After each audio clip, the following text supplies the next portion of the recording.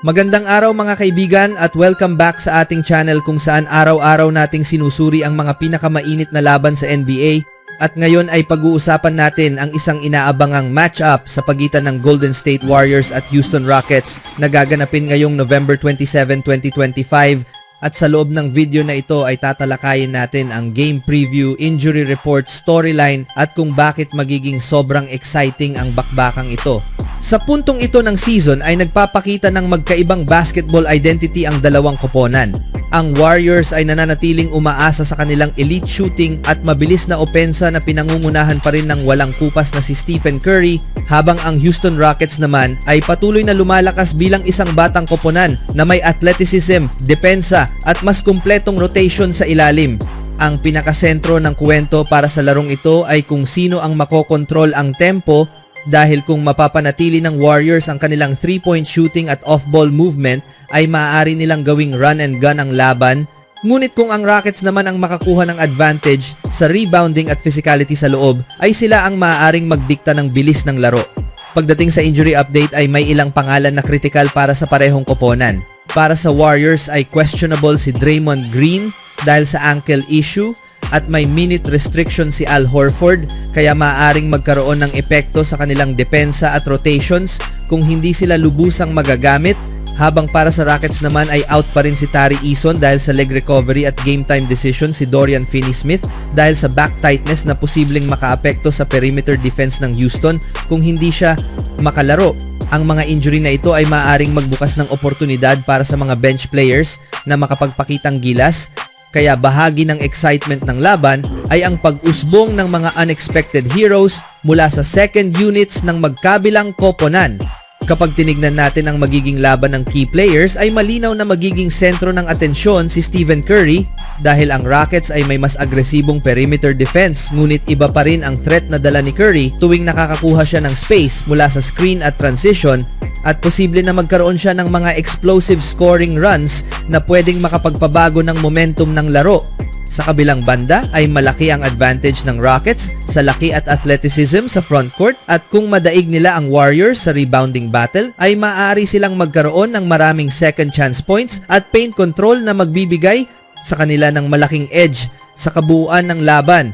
Sa opensa ay asahan nating magtutuon ang Warriors sa kanilang 3-point shooting, defensive breakdowns, spacing at mabilis na passes, habang ang Rockets naman ay magtatangkang sumalakay sa ilalim, gumamit ng high percentage shots at mag-drawing ng fouls upang maubos ang frontcourt ng Golden State. Sa depensa ay kailangan ng Warriors na pigilan ang slashing attacks at transition plays ng Houston, habang ang Rockets naman ay kailangang maging consistent sa kanilang communication para hindi makakuha ng open looks si Curry at ang ibang shooters ng Golden State.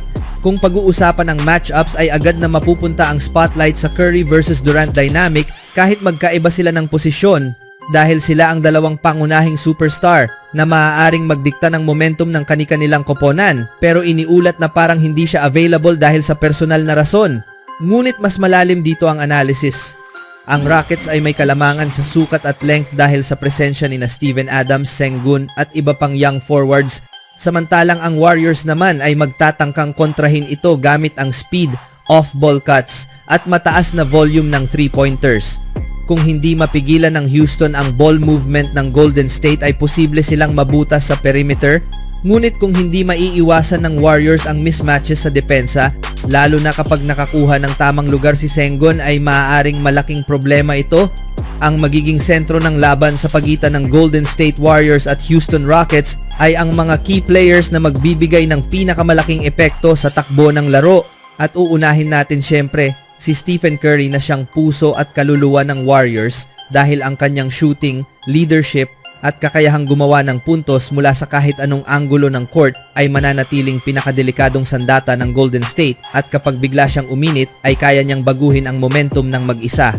Kasabay nito ay magiging mahalaga rin si Jimmy Butler na bagamat mas veterano na ay nananatiling isa sa pinakamalinis na bantang players sa buong liga, at kung magkataong makahanap siya ng rhythm ay pwede niyang doblehin ang offensive pressure sa Rockets, lalo na kung sabay silang uminit ni Curry. Hindi rin matatawaran ang papel ni Draymond Green para sa Warriors dahil siya ang inaasahang primary defender na tatapat kay Sengun o Kevin Durant kung makakalaro man.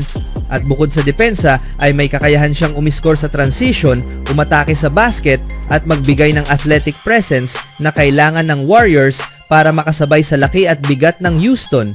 Kung maipagtatanggol niya ng maayos si Alperen Sengun, kahit papaano ay magbabago ito ng daloy ng laro para sa Golden State.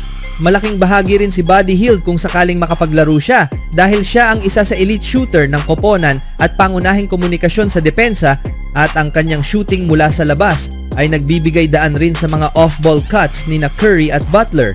Pagdating naman sa Houston Rockets ay malinaw na ang pinakamapanganib na manlalaro ay si Sengun at sa puntong ito ng kanyang batang career ay napatunayan niyang isa siya sa pinakamahirap bantayan dahil sa kanyang taas, playing skills at kakayahang umisolation kahit may dalawang bantay.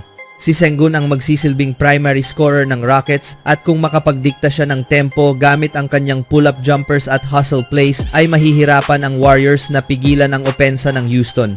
Kasama niya si Amen Thompson na isa sa pinakamalikhain at pinakamatalinong young player sa NBA dahil ang kanyang talento, footwork at paint presence ay nagbibigay sa Rockets ng isang playmaking hub na kayang mag-initiate ng opensa mula sa loob at kung paano siya babantayan ng Warriors ang maaaring maging malaking factor sa resulta ng laban.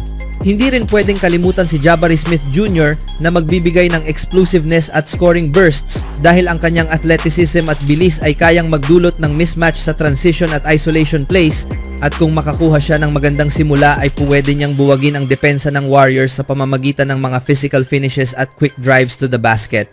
Ang kombinasyon ng Thompson, Sengun at Smith Jr. ay nagbibigay sa Rockets ng tatlong posisyong opensa, mid-range, paint at slashing na kailangang masabayan ng Warriors gamit ang perimeter firepower nila Curry at Butler. Sa kabuuan ay ang sagupaan ng key players na ito ang magtatakda ng takbo ng buong laro.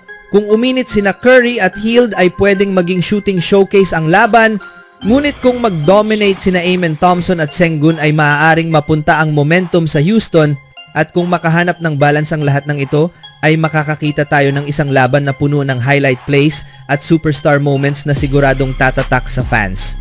Ang pinaka-exciting na bahagi ng larong ito ay ang banggaan ng dalawang basketball philosophies na halos magkasalungat, ang Warriors na umaasa sa bilis, shooting at spacing laban sa Rockets na umaasa sa length, physicality at paint dominance. Dagdag pa rito ay may unpredictability sa laro dahil sa injury uncertainty dahil kung may hindi inaasahang hindi makalaro o biglang gumanda ang laro ng isang bench player ay maaari itong magpabago ng kabuuang daloy ng laban.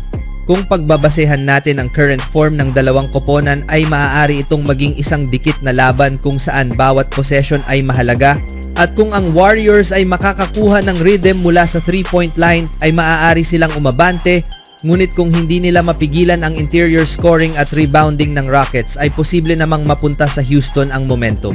Sa huli ay inaasahan magiging isang exciting at close finish ang game na ito at anuman ang resulta ay siguradong sulit ang panonood dahil sa intensity, highlight plays at contrasting playing styles ng dalawang teams.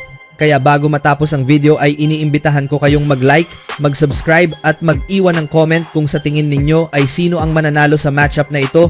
At muli ay maraming salamat sa panonood at magkita-kita tayo sa susunod na breakdown. Even when you feel low, you can still go. Even when you feel slow, you can still go. Even when there's no hope, you can still go. I never answer to no, man, I still go. Go, go, go, go.